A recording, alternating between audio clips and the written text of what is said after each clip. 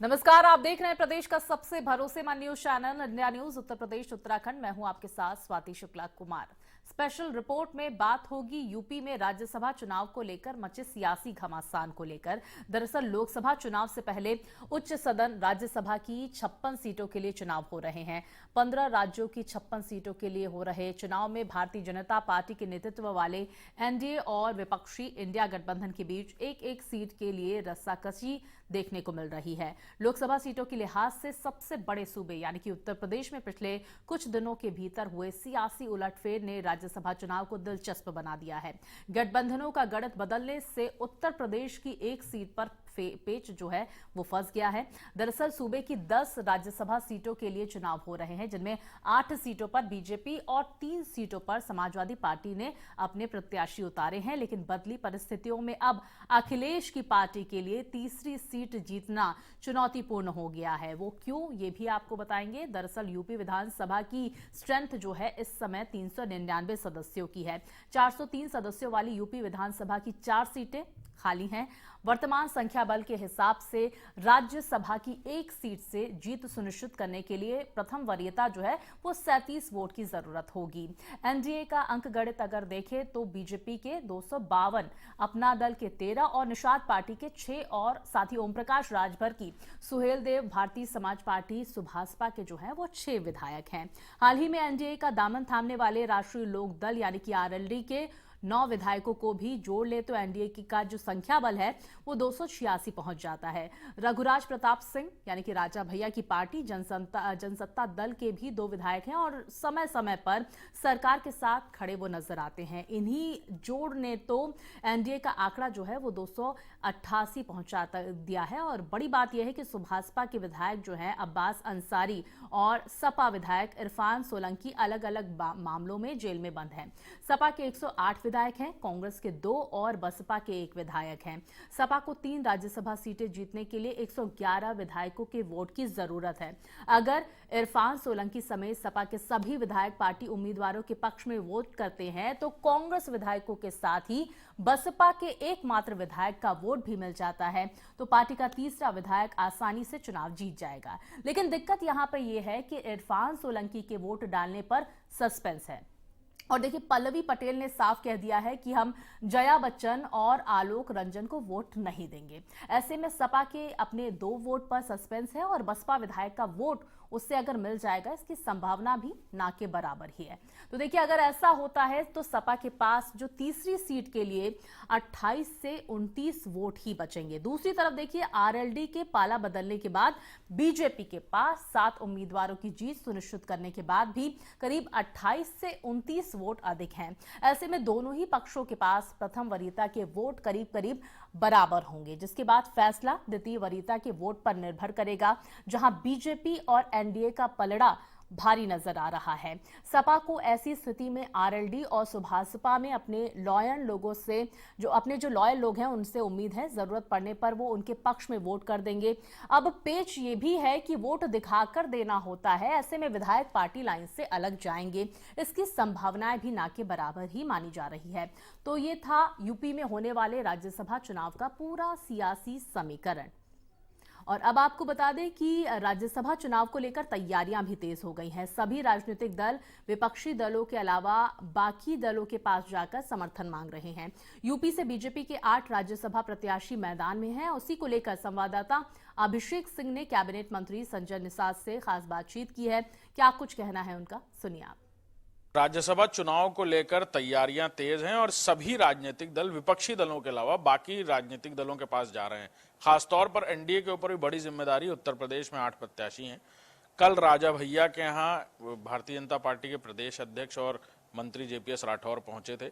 हमारे साथ बातचीत करने के लिए निषाद पार्टी के अध्यक्ष और एनडीए घटक दल और उत्तर प्रदेश सरकार में मंत्री संजय निषाद जी हैं। मंत्री जी, बड़ी जिम्मेदारी है और सभी एनडीए घटक दल, आज ओम प्रकाश राजभर जी ने मुलाकात भी करी मुख्यमंत्री जी से इसी राज्यसभा चुनाव को लेकर। आप लोगों के ऊपर बड़ी जिम्मेदारी है। राजा भैया को भी अप्रोच किया जा रहा है, पहले समाजवादी पार्टी जाती है, फिर भाजपा भी जा रही है और भी राजनीतिक दलों को कहा जा रहा है। हालांकि आप लोग मेजोरिटी में हैं, लेकिन तब भी कोशिश की जा रही कोई एक वोट भी इधर उधर ना होने पाए। देखिए, हम लोगों ने मोदी जी को पुनः प्रधानमंत्री बनाने के लिए सभी एनडीए के 39 घटक दल ने तय कर रखा कि जो भी प्रत्याशी होगा एनडीए का प्रत्याशी होगा और हम लोग से जीत दर्ज कराएंगे।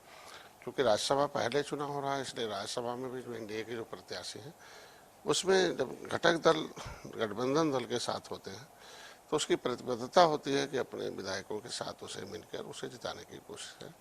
तो हम लोग भी कल बैठक हुई थी माननीय प्रदेश अध्यक्ष और सबसे तय हुआ था कि नहीं सभी एक एक विधायक सभी लोग आएंगे और कल माननीय मुख्यमंत्री से बातचीत हुई है और 25 तारीख को सुबह सभी विधायक हम लोग मिलेंगे और मुख्यमंत्री के साथ रहेंगे और सभी। हमारे साथ मंत्री संजय निषाद जी थे जो बता रहे थे कि राज्यसभा को लेकर तैयारियां तेज हैं।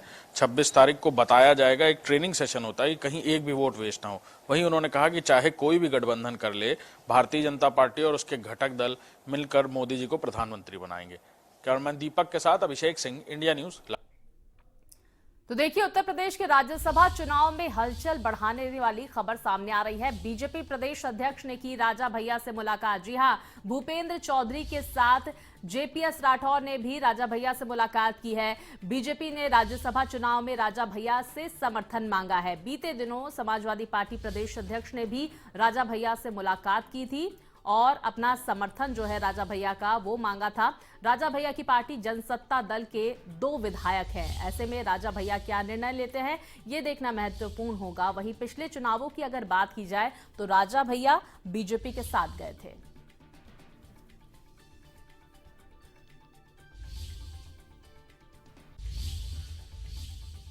तो देखिए, इसी पर हम चर्चा करेंगे। हमारे साथ के विश्वदेव राव जी जुड़ गए हैं, वरिष्ठ पत्रकार हैं। मनीष अग्रवाल जी हमारे साथ जुड़ गए हैं, राजनीतिक विश्लेषक हैं। आप दोनों का मैं बहुत स्वागत करूंगी इंडिया न्यूज उत्तर प्रदेश उत्तराखंड में। और मेरे साथ मेरे सहयोगी अभिषेक सिंह भी जुड़ गए हैं। अभिषेक, देखिए 27 फरवरी को वोटिंग होने वाली है। वहीं सियासी दांवपेच जो है अब खेले जा रहे हैं। पहले समाजवादी पार्टी राजा भैया से मुलाकात करती है और अब बीजेपी भी राजा भैया का जो समर्थन है वो मांगने पहुंच जाती है।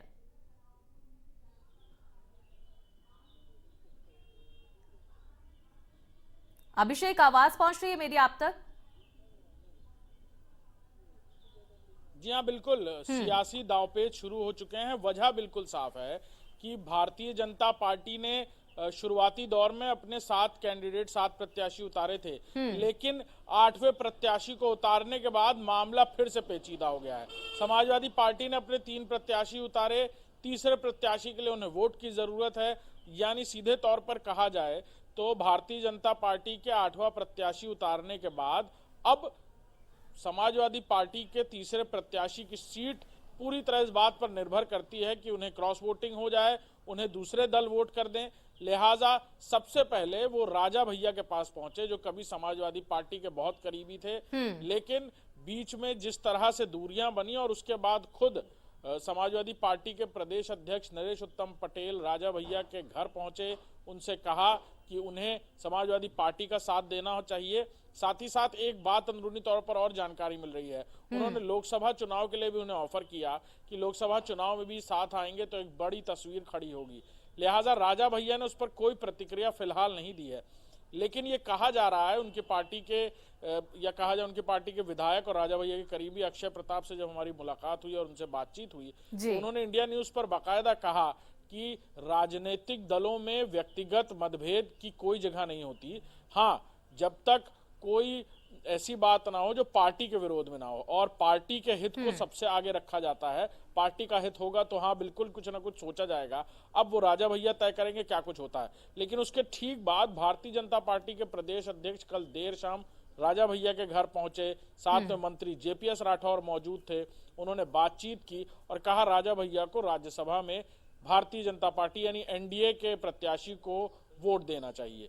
राजा भैया ये पहला मौका नहीं है जब हनुमान की भूमिका में आ गए हैं। राजा भैया पहले भी कई बार इस तरह से सरकारें बचा चुके हैं। कई बार राजा भैया इससे पहले एनडीए का सपोर्ट कर चुके हैं, यानी भारतीय जनता पार्टी के एमएलसी की बात हो या फिर राज्यसभा की बात हो, वो कई बार मदद कर चुके हैं। लिहाजा इस बार भी ये देखना होगा कि क्या राजा भैया लोकसभा चुनाव जब करीब है और राजनीतिक मायने कई सारे लगाए जा रहे हैं इन सारी बातों के, उस वक्त राजा भैया क्या कदम उठाते हैं। राजनीतिक कदम पूरी तरह से इसको देखा जाएगा, क्योंकि भारतीय जनता पार्टी या कहा जाए एनडीए के साथ राजा भैया के गठबंधन की कोई खबरें अब तक सामने नहीं आई है। हाँ। और अगर राजा भैया इस वक्त एनडीए के साथ होते हैं तो निश्चित तौर पर गठबंधन को लेकर भी जो बातें हैं वो भी आने वाले दिनों में सामने देखने को मिल सकती हैं। बिल्कुल। राव साहब, मैं आपके पास आऊंगी। देखिए, अभिषेक ने जिक्र किया, उन्होंने जनसत्ता पार्टी के नेता से बातचीत की, राजा भैया के भाई अक्षय प्रताप सिंह, उन्होंने इस बात का जिक्र किया, भाई पार्टी हित के लिए जो निर्णय होगा वो हम लेंगे। और देखिए, राजा भैया की भूमिका क्या है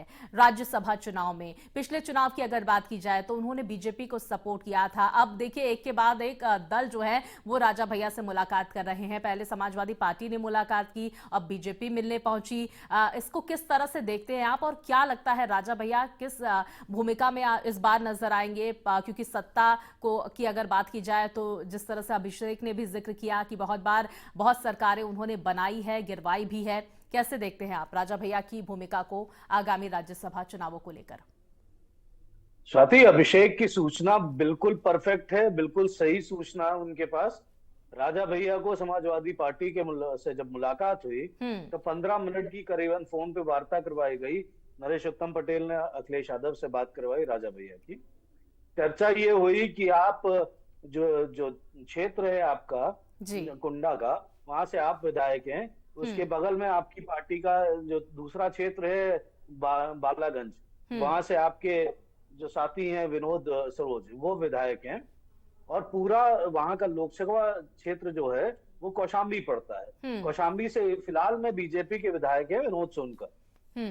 अब बात ये हुई कि जनसत्ता दल का अखिलेश यादव ने ऑफर किया, जो सूचना है मेरे पास, कि शैलेन जो आप कुमार जो पहले एमपी हो चुके हैं समाजवादी पार्टी से, उनको, वो राजा भैया की पार्टी के हैं, उनको आप अपने नाम पे कौशाम्बी से लड़ा दीजिए, समाजवादी पार्टी समर्थन कर देगी। ये ऑफर हुआ है और इसी के एवज आप राज्यसभा में हमें वोट कर दीजिए। अब इसी का बैकग्राउंड अगर स्वाति देखें तो 6 साल पहले जब बसपा से गठबंधन था समाजवादी पार्टी का चुनाव के दौरान, उस दौरान भी एक पार्टी रखी गई थी। जब राज्यसभा नामांकन हो रहा था, राजा भैया भी उसी पार्टी में गए थे और उन्होंने वादा किया था अखिलेश यादव से कि मैं राज्यसभा में आपको वोट करूंगा। लेकिन रात में बीजेपी वाले मिले और अगले दिन जब चुनाव हुआ तो बीजेपी का समर्थन कर दिया राजा भैया ने। जो खटास पिछले 6 साल की है वो इतनी जल्दी जो जाने वाली नहीं है, मुझे नहीं लगता जाएगी। और राजा भैया का जो हमेशा से मूड रहा है वो एनडीए और भाजपा की तरफ रहा है। तो इसमें ये देखने वाली बात होगी कि आने वाले लोकसभा चुनाव में अगर भाजपा यही वादा राजा भैया एक साथ कर देती है तो राजा भैया भाजपा के साथ ही वोट करेंगे, मुझे उम्मीद यही। मनीष जी, क्या आपको भी ऐसा लगता है? क्योंकि देखिए, दोनों ही बड़ी पार्टियों के प्रदेश अध्यक्ष मुलाकात करने पहुंचे राजा भैया से, इसका मतलब राजा भैया का जो 2 वोट है वो बेहद अहम है। और लोकसभा चुनावों को लेकर भी आपको लगता है कि कोई बड़े ऑफर जो है राजा भैया को दिए जा सकते हैं? स्वाति जी, मुझे लगता है कि जैसे अभी हमारे पत्रकार मित्र और आपके रिपोर्टर कह रहे थे, राजा भैया का ज्यादा झुकाव जो है भारतीय जनता पार्टी की तरफ है। अगर आप लोगों ने सुना होगा, जो अभी बजट सत्र हुआ था उसमें राजा भैया ने जो अपना भाषण दिया था तो उन्होंने उसमें राम मंदिर के उद्घाटन को बहुत अच्छे से एंडोर्स करा था और नीतियों को अप्रूव करा था। तो मुझे ये लगता है कि अखिलेश यादव ने जो पीडीए गठबंधन बनाया था, अगर उस आधार पर ये तीनों राज्यसभा सीटों का आकलन करते और उस हिसाब से टिकट देते तो आज इन्हें ये समस्या से जूझना नहीं पड़ता। क्योंकि देखिए, एक जो दलित कैंडिडेट है वो तो सीट उनकी सेफ है, बाकी दोनों सीटों में ही चॉइस करनी है जो उन्होंने दोनों कास्ट कैंडिडेट को दिया है। तो अगर उसमें वो पीडीए को इन्वॉल्व कर लेते तो ये समस्या ना होती, जैसे पल्लवी पटेल जी आज बोल रही हैं या और लोग बोल रहे हैं। क्योंकि अगर वो कैंडिडेट कुछ और होते तो शायद लोग अपनी विचारधारा को इतना खुल के व्यक्त ना करते और अखिलेश यादव जी के लिए राज्यसभा आराम से सेल हो जाता, उनके तीनों कैंडिडेट पास हो जाते। इसीलिए मुझे बार बार ये लगता है कि ये जो लोकसभा चुनाव की तैयारी है इसमें विपक्ष कहीं ना कहीं पीछे छूट रहा है। आप देखिए, भाजपा एक ही दिन में 8वां कैंडिडेट ले आती है, तो इसका मतलब वो सारी तैयारी से थी। उसे मालूम था कि इनके कैंडिडेट्स का विरोध होगा और उसका हम फायदा उठाएंगे। तो विपक्ष को अपनी तैयारियां, कल आप देखिए कांग्रेस के संग में जो सीट डिक्लेरेशन हुआ है, तैयारी जैसा नहीं लग रहा है। लखनऊ में सीट डिक्लेरेशन होता है, उसमें माननीय अखिलेश यादव जी भी मौजूद नहीं रहते हैं और राहुल गांधी जी भी मौजूद नहीं रहते, जबकि दोनों ही उत्तर प्रदेश में हैं। और अपनी सीट शेयरिंग की घोषणा में वो मौजूद नहीं रहते। तो ये रिफ्लेक्शन जो ये लोग कहते हैं वो इन्हें करने में दिखना पड़ेगा। और मुझे लगता है अंततः भाजपा का 8वां कैंडिडेट जो है वो राज्यसभा में सेलेक्ट हो जाएगा और भाजपा अपने अंकगणित में कामयाब हो जाएगी और विपक्ष के लिए एक और सेटबैक होगी ये लोकसभा चुनाव से पहले। बिल्कुल, देखिए राज्यसभा में किसका गणित फिट बैठता है आने वाला वक्त बताएगा। अभिषेक, हम ये भी समझना चाहेंगे आपसे, अगर गणित की बात की जाए तो जो विधायक जेल में हैं उनके वोट को लेकर क्या कुछ गाइडलाइंस है? क्या वो वोटिंग कर सकते हैं या फिर नहीं? क्या क्या कहेंगे इस पर आप? क्या प्रोसीजर है? बिल्कुल, समाजवादी पार्टी ने अपील की है कोर्ट में कि उनको परमिसिबल किया जाए, यानी उनको परमिशन दी जाए वोट के लिए। अब उस पर न्यायालय क्या कुछ कहता है ये भी सामने आ जाएगा। और खासतौर पर 2 विधायक हैं जिनके वोट उतने ही कीमती हैं समाजवादी पार्टी के लिए। एक और बड़ी बात यह है कि एमएलसी पद से इस्तीफा देने के बाद स्वामी प्रसाद मौर्य जिन्होंने इस्तीफा दे दिया एमएलसी पद से, अब विधान परिषद में समाजवादी पार्टी के 8 ही सदस्य हैं। और भारतीय जनता पार्टी का बहुमत है वहां। विपक्षी दल के नेता होने के लिए यह कहा जाए विपक्षी पार्टियों में 10 कम से कम एमएलसीज की जरूरत है, लिहाजा 2 वहां पर भी कमी है। तो समाजवादी पार्टी के लिए इस बीच कई सारी ऐसी संभावनाएं हैं जिसको लेकर उन्हें कई राजनीतिक दलों से बातचीत करने की जरूरत पड़ेगी। और उन्होंने सबसे मुफीद राजा भैया को इसलिए भी समझा क्योंकि राजा भैया कभी साथ हुआ करते थे, समाजवादी पार्टी में मंत्री हुआ करते थे, मुलायम सिंह यादव के बहुत करीबियों में से एक, अभी अखिलेश जी के भी करीबी हुआ करते थे।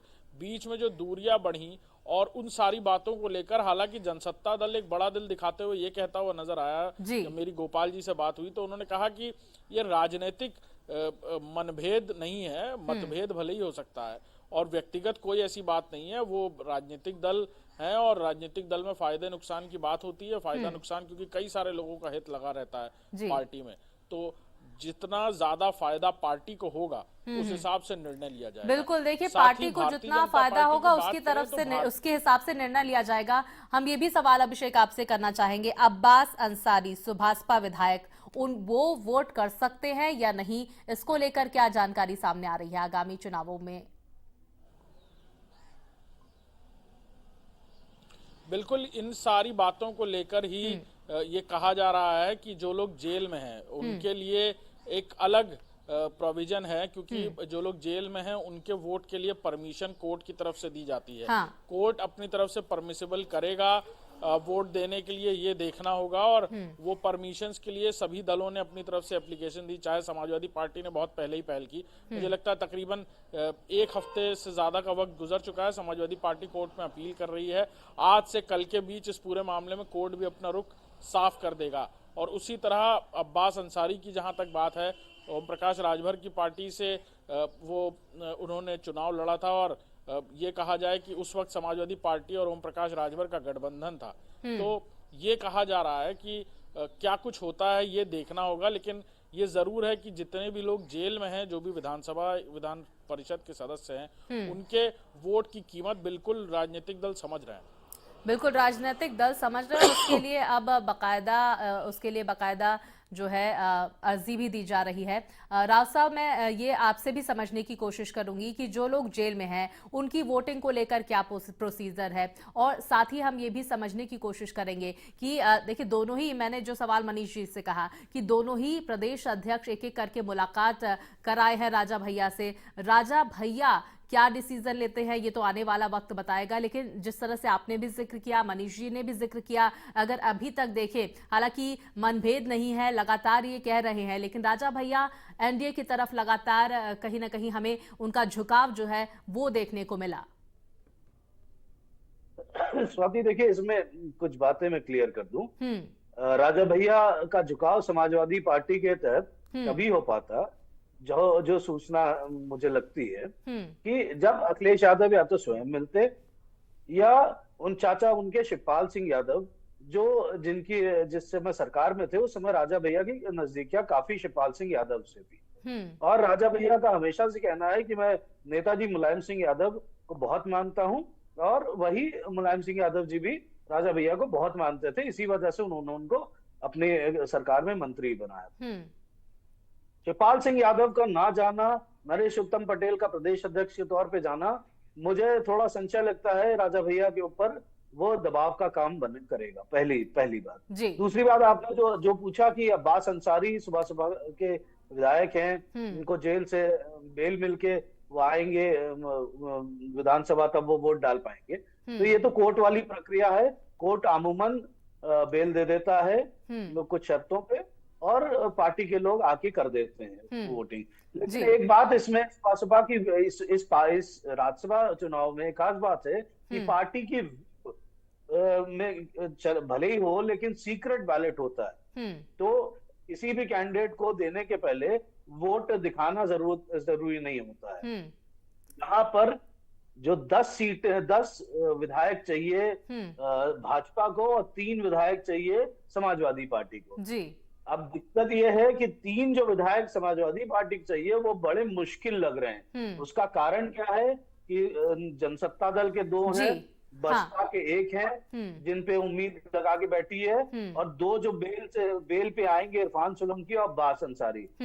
अब अब्बास अंसारी के चाचा को इन्होंने टिकट दे दिया समाजवादी पार्टी ने जी। अभी फिलहाल की जो घोषणा हुई है जी। तो अब्बास अंसारी का झुकाव जरूर इसी तरफ होगा। हाँ, बिल्कुल। इस पूरी प्रक्रिया में एक चीज देख लीजिएगा कि ये जो समाजवादी पार्टी के लिए वो 3 सीटें, वो 30 सीटों के बराबर बिल्कुल। देखिए, कड़ी मशक्कत समाजवादी पार्टी को इसमें करनी पड़ेगी। राव साहब, हम दर्शकों को एक खबर भी पहुंचा दें। ये बड़ी जानकारी सामने आ रही है। योगी सरकार में मंत्री धर्मवीर प्रजापति ने कहा है, राज्यसभा चुनाव में दल एक दूसरे से वोट मांगते हैं। उसी कड़ी में बीजेपी प्रदेश अध्यक्ष राजा भैया के घर पहुंचे थे। हमारा पूर्ण बहुमत है और हम अपने सभी प्रत्याशियों को जिताकर राज्यसभा भेजेंगे। और आगे उन्होंने क्या कुछ कहा, ये सुन लीजिए आप। एक दिन पहले समाजवादी पार्टी के प्रदेश अध्यक्ष पहुंचे राजा भैया के घर उनसे मदद मांगने के लिए। कल भारतीय जनता पार्टी के प्रदेश अध्यक्ष पहुंचे थे। 26 तारीख को राज्यसभा चुनाव से पहले एक दिन पहले विधायकों को बुलाया गया, सबको ट्रेनिंग के लिए या सेशन के लिए राज्यसभा चुनाव में वोट कैसे किया जाता है, इन सारी बातों के लिए एक बैठक बुलाई गई है। एनडीए के सभी घटक दल भी होंगे। इसको कैसे देख रहे हैं? अलग अलग छोटे छोटे राजनीतिक दलों से आगे पीछे की बातचीत शुरू हो चुकी है, मदद मांगी जा रही है। निश्चित रूप से सभी अपना प्रयास है। राज्यसभा में साथ भी आए, क्या कहेंगे? वो अपने दलों का अपना अलग विचार, अपना मत, कैसे हम आगे बढ़ेंगे, सबका अपना अधिकार होता है। और हम अपने शीर्ष नेतृत्व का जो भी निर्णय होता है उसके आधार पे हम लोग चलते हैं। लेकिन एक बात मैं जरूर कहूँगा कि गठबंधन हुआ हो या और हो जाए, लेकिन धरातल पे भाजपा का कार्यकर्ता जितना मजबूत है, संगठन जितना मजबूत है, और सरकार दोनों केंद्र और प्रदेश सरकार की दोनों की नीतियों के साथ हम लोग जनता के बीच में रहते हैं, जनता के बीच गए हैं। रूप से हम अपने दोनों सरकार की नीतियों और भारतीय जनता पार्टी के संगठन के आधार पर हम कह सकते हैं बहुत प्रचंड बहुमत रहेगा उत्तर प्रदेश में हमारा। मनीष जी, देखिए, धर्मवीर प्रजापति जिनकी तरफ से कॉन्फिडेंस दिखाया गया और उन्होंने कहा कि कार्यकर्ता नेता बड़ा काम कर रहे हैं, और साथ ही राव साहब जिन्होंने ये जिक्र किया कि देखिए जो 3 सीटें हैं वो समाजवादी पार्टी के लिए 30 के बराबर होंगी। देखिए स्वाति जी, इसमें प्रॉब्लम फिर वहीं पे है कि समाजवादी पार्टी की जो प्लानिंग है चुनाव के प्रति, या जो भी उनके राजनीतिक जानकार उन्हें ये सलाह देते हैं, वो प्लानिंग जो है इसमें अप्रोप्रिएट नहीं है। इसमें प्लानिंग सही ढंग से नहीं की गई है। तभी जैसे राव साहब कह रहे थे कि 3 सीटें भी उन्हें 30 जैसी लग रही हैं। तो इसके लिए आपको पहले से प्लानिंग करनी चाहिए। आपको ये देखना चाहिए कि हम किन कैंडिडेट को ला रहे हैं चुनाव लड़ाने के लिए, और क्या उनके प्रति हमारा क्या और लोगों का आकलन है। अब जैसे देखिए, स्वामी प्रसाद मौर्य का जिक्र हो रहा था, वो एक एमएलसी की सीट जो है खाली होकर बीजेपी को गिफ्ट के रूप में मिल गई, क्योंकि वो एक जनरल सीट है, उसमें बीजेपी का कैंडिडेट आ जाएगा। और आज समाजवादी पार्टी वहां 10 सीटों से कम है, जैसे आपके रिपोर्टर बता रहे थे। प्रतिपक्ष के नेता के रूप में भी उनका कोई नेता व्यक्ति वहां खड़ा नहीं हो सकता। तो इसलिए मुझे लगता है ये समाजवादी पार्टी की प्लानिंग की चूक है, और भाजपा इस सीट को अच्छे से निकाल लेगी। जैसे आप देख रही थी, धर्मवीर जी भी अभी कह रहे थे कि राजनीति जो है संभावनाओं से नहीं चलती, राजनीति में बैकएंड पे बहुत काम होता है। ये तो हम आपको लगता है कि आज ये फॉर्मल मीटिंग हो रही है, ये जो बीजेपी के प्रदेश अध्यक्ष की मीटिंग हुई है उसी फॉलोअप में हुई थी कि नरेश पटेल जी गए हैं तो हम भी मीटिंग कर लेते हैं। हाँ। एक पब्लिक मैसेज ऐसी ना जाए कि हमें ये वोट फॉर ग्रांटेड लग रहा है, लेकिन कैलकुलेशन सारी पहले हो चुकी है। वो आपको चुनाव में 27 तारीख को दिख जाएगा, और मुझे लगता है समाजवादी पार्टी को इसमें नुकसान उठाना पड़ेगा एक सीट का। बिल्कुल, देखिए बहुत शुक्रिया करूंगी मैं आपका मनीषी राव साहब, आपने महत्वपूर्ण जानकारियां हम तक पहुंचाई। अभिषेक, आप हमारे साथ जुड़े, आपने बहुत महत्वपूर्ण जानकारियां पहुंचाई, आपका भी बहुत शुक्रिया। मेरे साथ इस चर्चा में फिलहाल इतना ही। खबरें लगातार जारी है, हर बड़ी खबर पर हमारी नजर बनी हुई है। आप देखते रहिए इंडिया न्यूज उत्तर प्रदेश उत्तराखंड।